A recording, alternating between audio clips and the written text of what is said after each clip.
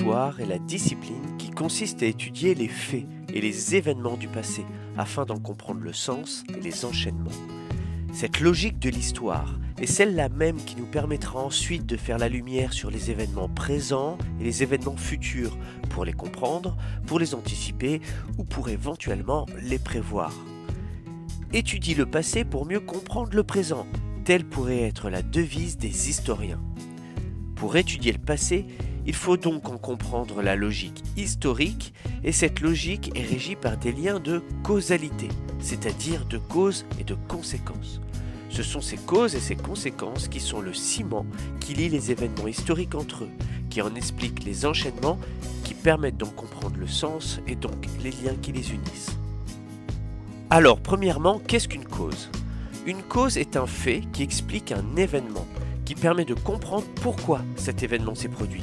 Il peut y en avoir une ou plusieurs pour un seul événement et elle précède toujours systématiquement l'événement qu'elle entraîne.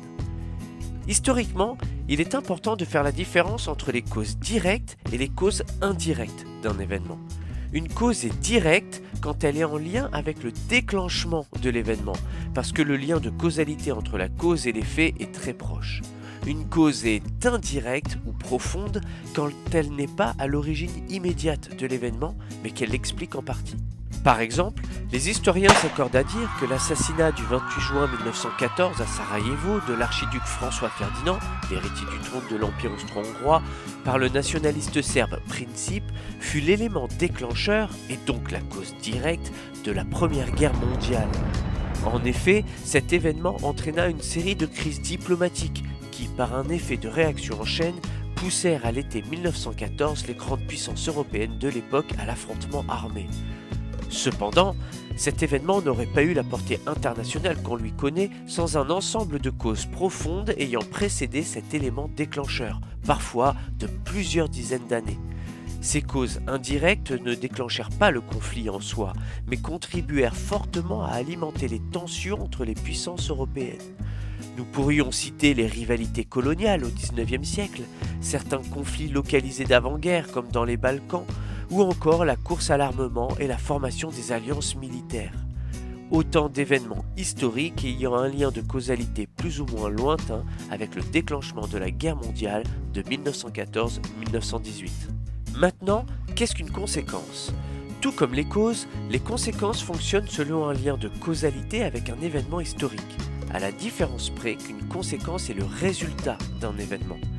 Il peut y en avoir une ou plusieurs pour un même événement et elles succèdent systématiquement l'événement dont elles découlent.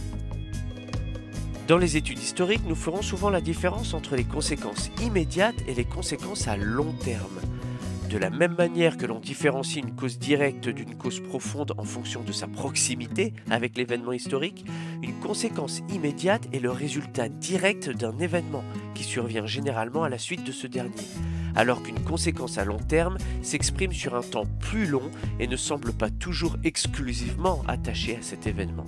En guise d'exemple, les 9 à 10 millions de morts à la fin de la Première Guerre mondiale est le premier effet immédiat du conflit, tout comme la dissolution des empires allemands et austro-hongrois ou encore le traité de Versailles de 1919. A l'inverse, la montée au pouvoir d'Adolf Hitler, jouant sur les rancœurs allemandes vis-à-vis du traité de Versailles pour se faire élire en 1933, peut être vue comme une conséquence à long terme du premier conflit mondial. Terminons par les différents types de causes et de conséquences selon les classifications les plus fréquentes rencontrées dans les analyses historiques. Nous avons d'abord très souvent affaire aux causes et aux conséquences économiques, qui, comme son nom l'indique, concernent tout ce qui est en lien avec la production, la distribution et la consommation des ressources et des richesses. En gros, tout ce qui est en lien avec l'argent.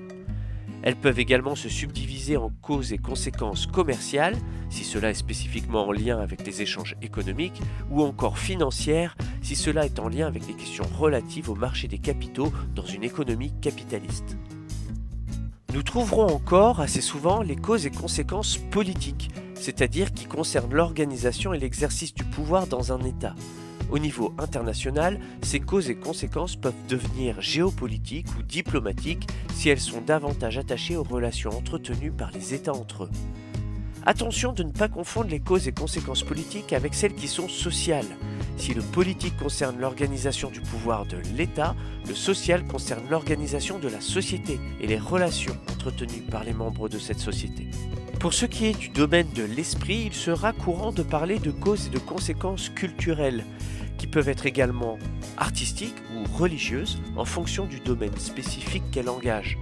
Enfin, nous pourrons trouver tout un ensemble de causes et de conséquences secondaires, comme les causes et conséquences psychologiques, quand cela concerne les mentalités et le psychique, démographiques, quand cela concerne l'évolution démographique d'une population, ou encore matérielles.